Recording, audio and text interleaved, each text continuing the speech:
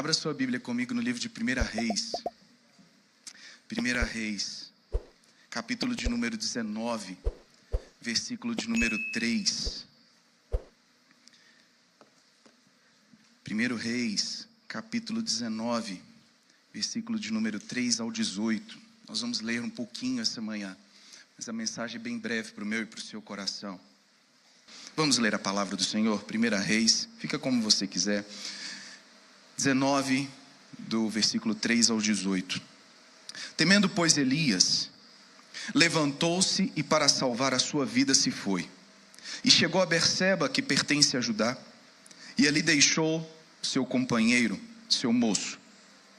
Ele mesmo, porém, se foi ao deserto caminho de um dia, e veio e se assentou debaixo de uma pequena árvore, um zimbro, e pediu para si a morte, e disse: basta, toma agora, ó Senhor, a minha alma, pois não sou melhor do que meus pais. Deitou-se e dormiu debaixo dessa pequena árvore. Eis que um anjo o tocou e lhe disse: levanta-te e come. Olhou ele e viu junto à cabeceira um pão cozido sobre pedras em brasas, e uma botija de água. Comeu, bebeu e tornou a dormir. Voltou segunda vez o anjo do Senhor, tocou-lhe e disse: levanta-te e come, porque o caminho te será sobremodo longo. Levantou-se, pois, comeu e bebeu, e com a força daquela comida caminhou 40 dias e 40 noites até Horebe, o monte de Deus. Ali entrou numa caverna, onde passou a noite. E eis que lhe veio a palavra do Senhor e lhe disse: que fazes aqui, Elias? Ele respondeu: tenho sido zeloso pelo Senhor, Deus dos exércitos, porque os filhos de Israel deixaram a tua aliança, derribaram os teus altares e mataram os teus profetas à espada, e eu fiquei só, e procuram tirar minha vida. Disse-lhe Deus: sai e põe-te neste monte perante o Senhor. Eis que passava o Senhor, e um grande e forte vento fendia os montes e despedaçava as penhas diante do Senhor. Porém o Senhor não estava no vento. Depois do vento veio um terremoto, mas o Senhor também não estava no terremoto. Depois do terremoto um fogo, mas o Senhor não estava no fogo. E depois do fogo um cicio tranquilo e suave, um vento leve, uma brisa leve e suave. Ouvindo, Elias envolveu o rosto no seu manto e saiu, pôs-se à entrada da caverna. Eis que lhe veio uma voz e lhe disse: o que fazes aí ainda, Elias? Ele respondeu: tenho sido em extremo zeloso pelo Senhor, Deus dos exércitos, porque os filhos de Israel deixaram a tua aliança, derribaram os teus altares e mataram os teus profetas a espadas, e eu fiquei só, e procuram tirar-me a vida. Disse-lhe o Senhor: vai, volta ao teu caminho para o deserto de Damasco, e em chegando lá unge Hazael, rei da Síria, a Jeú, filho de Ninsi, ungirás rei sobre Israel, e também Eliseu, filho de Safate, de Abel-Meolá, ungirás profeta em teu lugar. Quem escapar à espada de Hazael, Jeú matará. Quem escapar à espada de Jeú, Eliseu matará. Também conservei em Israel 7.000, todos os joelhos que não se dobraram a Baal, e toda boca que não o beijou. Que Deus abençoe assim a sua santa palavra. Pode aplaudir a palavra do Senhor. Pode aplaudir. Que Deus abençoe assim a sua santa palavra. Gente, manhã do Dia dos Pais, manhã da família, e nós como igreja temos o privilégio de estarmos na casa do Senhor nesse dia. E muitas pessoas estão pensando que as coisas, por não estarem caminhando lá fora, da forma como nós às vezes queríamos que acontecesse, a vida parou, as coisas não estão acontecendo, não estamos mais performando como deveríamos fazer. Elias tinha acabado de experimentar os 2 primeiros versículos desse capítulo 19. A Bíblia diz que Acabe fez saber a Jezabel. Acabe era o rei de Israel. A Bíblia, alguns estudiosos o chamam de o rei frouxo. Jezabel era uma rainha má, e ele foi contar para Jezabel que os profetas de Baal, que ela cuidava com tanto carinho, haviam morrido por um dos maiores milagres que aconteceram nessa terra. Um dos maiores milagres da sua vida, Elias experimentou. Porque fogo do céu e vitória sobre os profetas de Baal aconteceu mediante um ato de fé de Elias. Eles estavam zombando do Deus de Israel. E Elias se colocou ali à disposição do Senhor para vencer os profetas de Baal. Elias estava passando por um milagre que nunca tinha acontecido na terra, tamanha grandiosidade. As pessoas estavam reconhecendo que o Senhor era Deus. Mas logo depois que Jezabel fez uma ameaça para ele, o cenário mudou. Tudo que era festa, tudo que era alegria, se tornou uma grande tristeza e um sentimento de perseguição. Quem aqui já sentiu um sentimento de perseguição?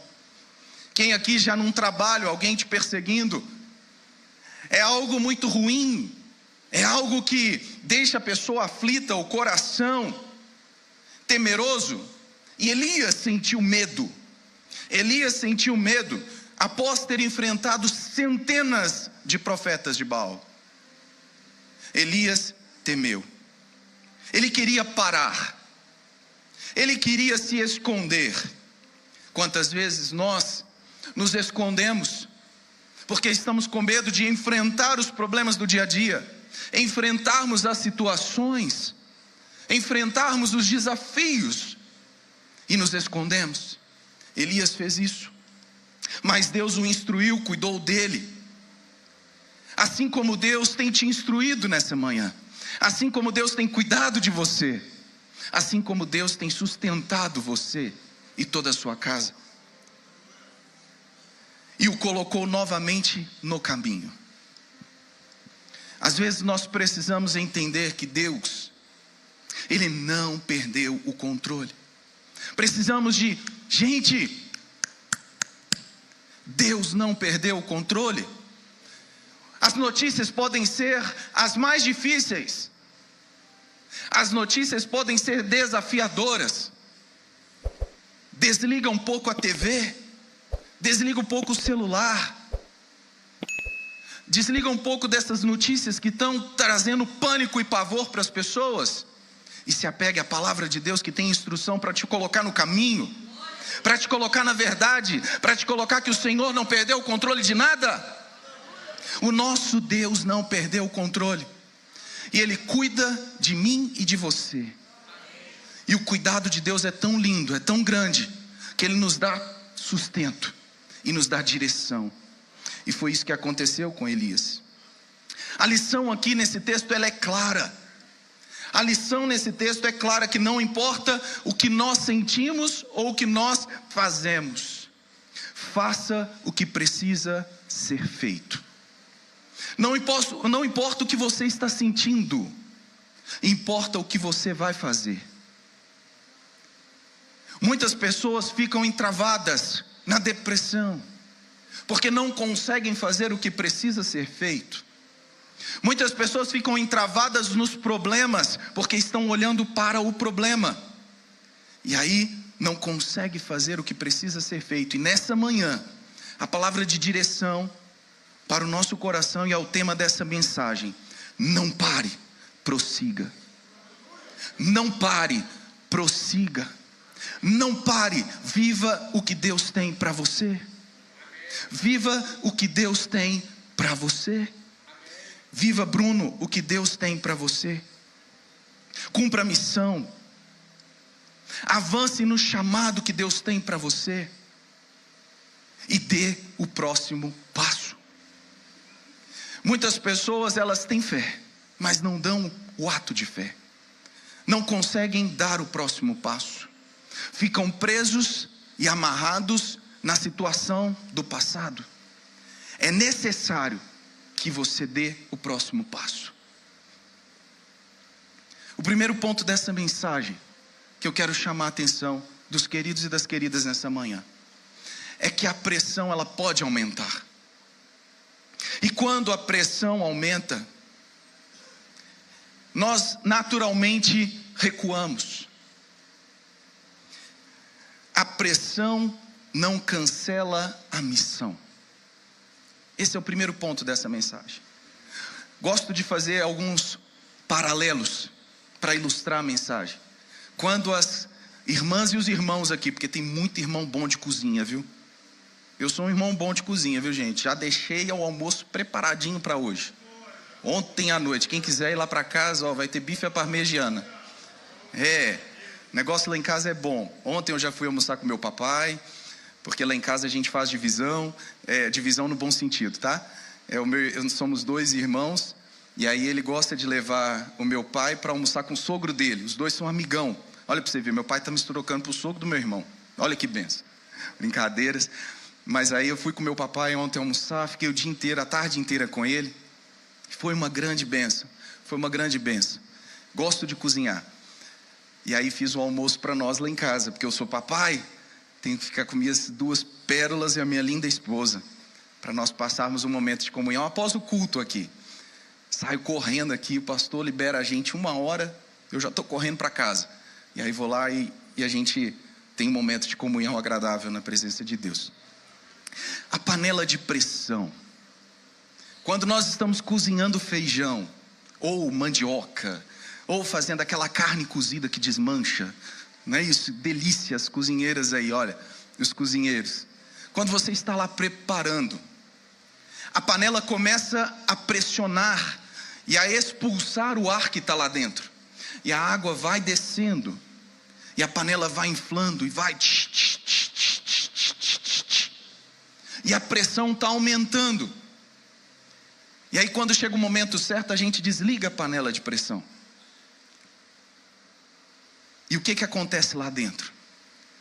Se a pressão está aumentando, a gente desliga o fogo, o que está lá dentro cozinhou. O que está lá dentro ficou bem preparado. A missão era ter um feijão cozido, o feijão cozinhou. A missão era ter uma carne cozida, a carne cozinhou. A missão era ter a mandioquinha cozida, e ela cozinhou. Agora, se eu não desligo o fogo e deixo a pressão aumentar, a panela vai explodir. Então, ou seja, tem um momento que tem que desligar o fogo. Tem um momento que você tem que reconhecer que Deus está no controle, porque senão a panela vai explodir. Mas a pressão, ela acontece. Para quê? Para que o alimento seja cozido. Eu e você às vezes estamos enfrentando pressões do dia a dia, para que eu e você sejamos maduros na fé. Não quer dizer que vai explodir, quer dizer que vai ficar bem feito, porque Deus está no controle do fogo. Deus não perdeu o controle do fogo, e Ele vai lá e apaga. Certa vez estava conversando com um irmão, e ele falou comigo assim: Bruno, qual comida assa primeiro? No fogão a lenha ou no fogão a gás? E eu falei, no fogão a gás. Ele, errado, no fogão a lenha. Porque o fogão a lenha demora para aquecer, mas na hora que ele atingiu a chama dele, ele aquece de tal forma que a comida fica bem feita e no tempo certo e mais rápida. É assim que Deus faz, queridos. Parece que está tudo demorando, mas na hora que começam os sinais, que começa a situação e você faz sentido para você, Deus te coloca, pum, é aí meu filho, vai lá e faça. A pressão não cancela a missão. A pressão é real, mas a missão continua.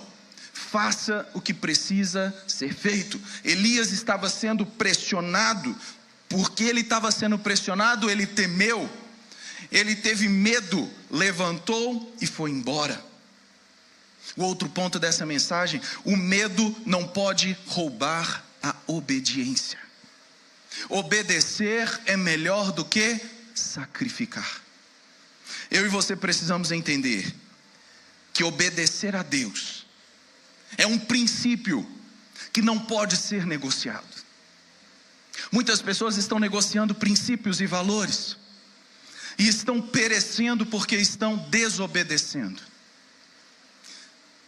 Se tem um princípio que nós temos que praticar na nossa vida diária, é obedecer.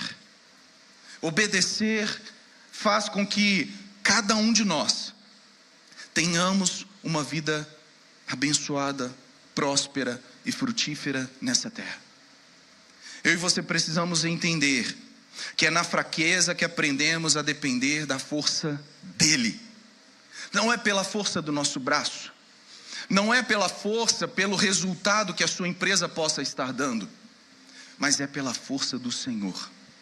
Quando nós reconhecemos a Deus, quando nós reconhecemos ao Senhor e obedecemos a Ele, mesmo quando estamos tremendo de medo, mesmo quando estamos com o coração aflito, saiba que Deus vai dar o escape,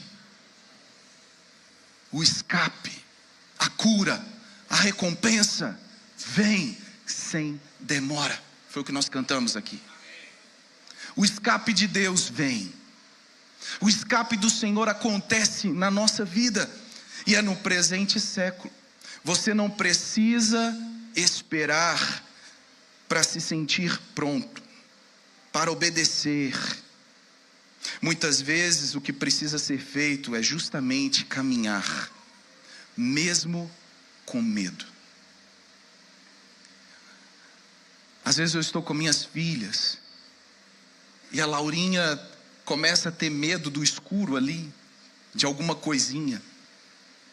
E eu viro para ela e falo assim: filha, vamos para a escola. E a gente sai cedinho, então já está meio no inverno, está de noite ainda.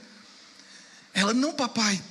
E ela fica assim, e eu pego a mão dela, e ela vai, mesmo com medo ela vai, porque ela está segurando as minhas mãos, e ela sabe que se vier algum bichinho eu vou lá e vou livrar ela. Mesmo com medo, segure nas mãos do Senhor. Mesmo com medo, segure nas mãos do Senhor e vá, prossiga, caminhe. Terceiro ponto dessa mensagem: Deus é abrigo e não caverna. Deus é abrigo e não caverna. Qual que é a diferença do abrigo e da caverna?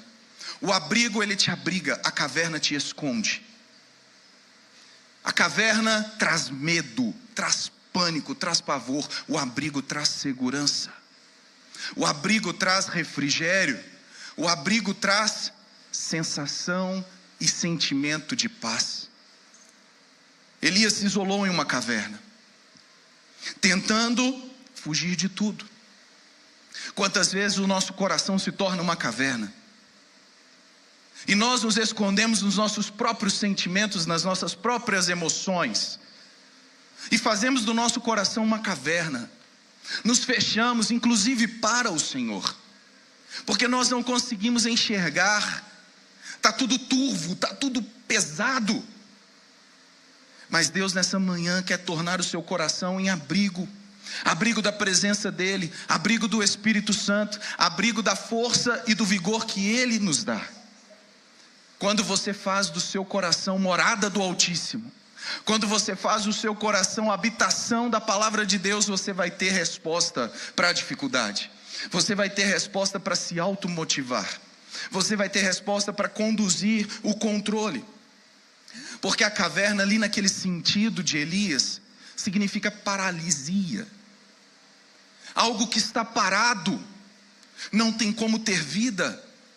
Algo que está sem ação, está morto. E Elias estava como um moribundo naquela caverna. Ele estava colocado ali e não via mais sentido, queria parar. Mas Deus não o deixou ali. Deus enviou o seu anjo para dar uma palavra de direção para Elias.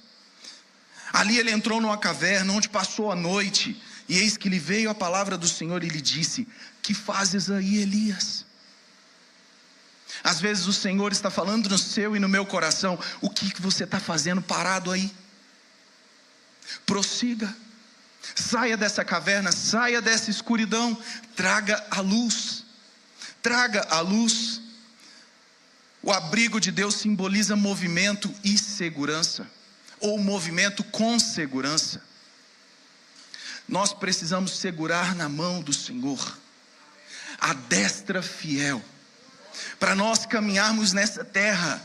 Eu fico pensando como que as pessoas podem caminhar sem Deus, como que ainda existe gente, pessoas que não enxergam que sem Deus não dá para vencer, que sem Deus não dá para romper. Muitas pessoas estão aí confiando no carro, confiando na força, confiando no recurso financeiro. Mas se não for o Senhor, se não for Deus, não tem como movimentar com segurança. Não tem como. O quarto ponto: receba o sustento e continue. Elias recebeu. Deus enviou para ele pão e água. Pão simboliza força, sustento. E água simboliza vida. Isso aí. A água de Deus. Jesus disse que aquele que beber da água da vida jamais terá sede.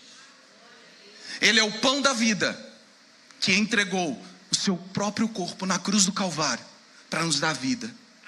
E olha o simbolismo que a Bíblia nos traz. Era como se Elias estivesse recebendo a força de Jesus no Velho Testamento. Pão e água. Pão. E não era pão para ele amassar, solvar ainda não, sabe? Já era pão cozido sobre as brasas. O pão já estava pronto, já estava aquecido, era só Elias comer.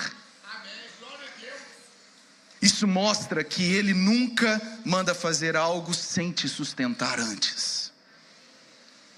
O diabo, quando ele aparece para algumas pessoas que dão lugar a ele dá uma aparência de sustento. Ele dá uma falsa sensação de tranquilidade, uma falsa sensação de que as coisas estão acontecendo, que estão fluindo. Mas o diabo não tem poder de trazer sustento. Só Deus consegue nos sustentar para que nós caminhemos com Ele e prossigamos na verdade. Eu e você precisamos entender isso, porque se Deus está mandando você fazer, se Deus está mandando você executar, é porque Ele vai te sustentar. É porque não vai faltar. O tempo pode estar difícil, pastor, mas a taxação, pastor, mas é isso, é aquilo. O nosso Deus, Ele está acima da economia humana. Pode aplaudir ao Senhor Jesus.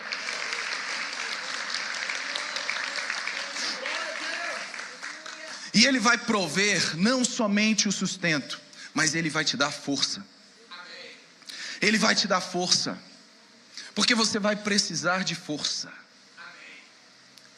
Esses dias eu tenho me dedicado um pouquinho mais lá na musculação. Virei os 40. Aí o metabolismo desacelera um pouco, né? E aí o médico falou comigo: não tem jeito, tem que pegar peso. Eu falei: mas eu já pego minhas meninas no colo. eu faço a Luísa quando ela quer, porque ela quer só o colo da mamãe. Dormir, eu coloco ela aqui, ela é pesadinha. Ele falou: não, esse peso aí não vale não, você tem que puxar peso mesmo. E aí, como dói? Como dói fazer força? Como dói você se preparar? Como dói você mexer com o seu corpo? Eu atendo alguns atletas no consultório e eu gosto de ver o empenho do atleta. Eu gosto de equiparar a nossa vida espiritual com a vida de um atleta. E um em particular é muito dedicado. E ele estava me contando esses dias que ele tem uma rotina de treinos físicos muito grande, coletivo também, mas ele tem uma rotina muito pesada. E aí ele tem uma folga na semana, que geralmente é na segunda-feira. Sabe o que ele faz na segunda-feira?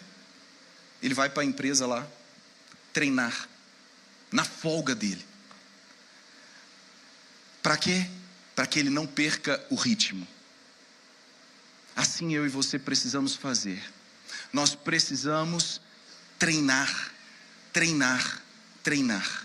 E treinar aonde? A palavra de Deus. Ler dia a dia. Ler todos os dias pela manhã. Ler todos os dias ao entardecer. Lerem todos os dias antes de dormir. Porque é importante que você esteja bem alimentado. E o alimento de Deus para mim e para você chama-se a palavra de Deus. Porque quando o dia mau chegar, você vai ter a palavra da verdade para animar o teu coração. Anima-te, fortaleça-te na verdade. Mas Ele vai prover forças e recursos. Sabe o que as pessoas esperam? Ter tudo para poder começar. Os grandes empreendedores, a maioria deles, são pessoas que arriscam. São pessoas que já quebraram 2, 3, 4 vezes. Mas são pessoas que arriscam, porque elas não esperam ter para começar. Elas não esperam, eu vou esperar o dia que acontecer de eu ter isso, ter aquilo, eu vou fazer. Não espere ter para começar. Coloque o primeiro passo. Coloque o primeiro pé com responsabilidade. Eu não estou mandando você ir lá e fazer financiamento a longo prazo e colocar no carnê Jeová Jiré, não. Não é isso não. Colocar no cartão de crédito e falar Deus proverá, não é isso. Mas um ato de fé você precisa fazer. Algo que você precisa colocar no seu coração. Eu preciso agir com fé. Porque você vai começar. E aí sim, com fé, você pode confiar. Porque Deus vai enviar o sustento. A partir do momento que nós exercitamos a nossa fé, com ação, Deus envia o sustento. Amém. Último ponto para nós caminharmos para o final. Levanta-se e faça. Elias recebeu uma direção. Deus disse para Elias: levanta-te e coma, pois a sua viagem será longa. A sua viagem será sobremodo longa. Era hora de parar de descansar. Muitas pessoas querem ficar só na zona de conforto. Só querem ficar na zona de descanso. Tem hora que o descanso incomoda. Uma pessoa que está acamada no leito, os enfermeiros têm que ficar virando e mexendo, porque a posição de conforto chega uma hora que ela já não é mais posição de conforto. Ela já começa a causar feridas. Muitas pessoas estão feridas na alma, porque estão na zona de conforto. Muitas pessoas estão feridas, porque não deram o próximo passo e ficaram na zona de conforto. Talvez Deus esteja dizendo isso para nós hoje, nessa manhã. Como disse para Elias, em português bem grafado, Deus estava dizendo para Elias: eu já te alimentei, eu já te dei comida, eu já te curei, você já recebeu a cura da sua depressão, eu já te tratei, eu já te tirei, eu já te fortaleci. Agora vai lá e faz o que precisa ser feito. O problema é que às vezes as pessoas recebem a palavra de cura de Deus e ainda ficam procurando a doença. Deus já curou, Deus já fortaleceu, e a pessoa não consegue sair. Essa é uma manhã que Deus está falando nos nossos corações. Faça o que precisa ser feito. Ninguém vai fazer por você, nem Deus vai fazer o que você precisa fazer. Elias fez, Deus agiu. Deus deu a direção, Deus deu o sustento. Mas quem teve que caminhar longos dias foi Elias. Elias não foi transpassado, ele não foi transportado, ele não pegou um avião, ele não pegou um jegue, ele não pegou um camelo. Ele foi andando, porque era com ele o tratamento. Deus deu sustento, Deus deu força. Eu já te alimentei, Elias, vá e faça o que precisa ser feito. Elias mostra que não é errado sentir medo ou fraqueza, gente. Tem muitas pessoas que falam que a pessoa está fraca, ela está com demônio. Tem hora que é o natural. A jornada está pesada, o fardo está pesado, mas Jesus nos deu a direção: vinde a mim, que o meu fardo é leve e o meu jugo é suave. Venha a mim que eu te farei descansar. Mas o problema é que as pessoas querem ficar no descanso. O descanso é momentâneo, é uma pausa para você recarregar as energias e caminhar, e prosseguir, avançar. Eu gosto de viajar de carro, amo viajar de carro. Gosto de pegar o carro e viajar. E já faço o meu roteiro de paradas. Porque chega um momento que você tem que parar, tem que ir no banheiro, tem que comer alguma coisa, recuperar e prosseguir. Tem pessoas que não gostam, que gostam de ir daqui para São Paulo direto.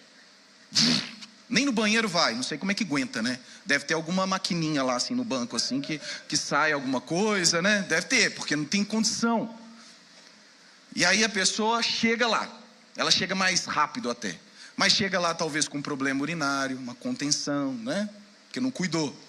Agora tem aquelas pessoas também que a cada 50 quilômetros, igual no pedágio, tá parando. Para comer o pão. Olha o pão de queijo, vou parar. Aí para, comer o pão de queijo. Aquele lá, a linguiça da Beth, né? Eu vou parar na linguiça da Beth. Aí vai, come a linguiça da Beth. Não, aí para, rocambole na região lá em cima, lá, ó, zona da mata. Vou comer o rocambole. Aí para, não sei o que, vai pegando. Aí não, mais na frente, chegando em Juiz de Fora, tem outro pão de queijo lá gostoso. Vou parar para comer. Vai chegar a que horas? Nunca, né? Então tem que ter o ponto de equilíbrio. Parar para descansar, recarregar as energias e prosseguir. Amém. Foi isso que Deus deu de direção para Elias. Ei, Elias, lembra o que eu fiz contra os profetas de Baal? Trazer à memória aquilo que dá esperança. Recarregar as energias, Elias. Vá, meu amigo, agora já está no seu caminho. Vá. É com você agora. É com você. O que Deus te confiou não pode esperar. O que Deus tem confiado a você, a mim, não pode esperar. Não pode mais esperar. Não importa a pressão, não importa a jornada, não importa a dificuldade, precisa ser feito. Não pare de lutar. Amém. Não pare de adorar. Amém. Não pare de clamar. Amém. Não pare de dobrar os seus joelhos. Amém. Ah, mas está difícil, pastor, não estou tendo nem força para orar. Já ouviu alguém dizendo isso? Eu não consigo nem mais ver a Deus. É porque você saiu do caminho dele. É porque você saiu da mão do Senhor. É porque você priorizou outras coisas, ao invés de priorizar o reino, ao invés de priorizar o Senhor. Não deixe de obedecer. Não deixe de seguir na direção. Porque a palavra de Deus, ela é clara. Ela é objetiva. Prossiga. Prossiga.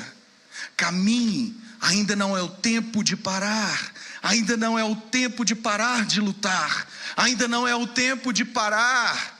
Porque Deus tem promessas para cumprir na minha vida e na sua vida.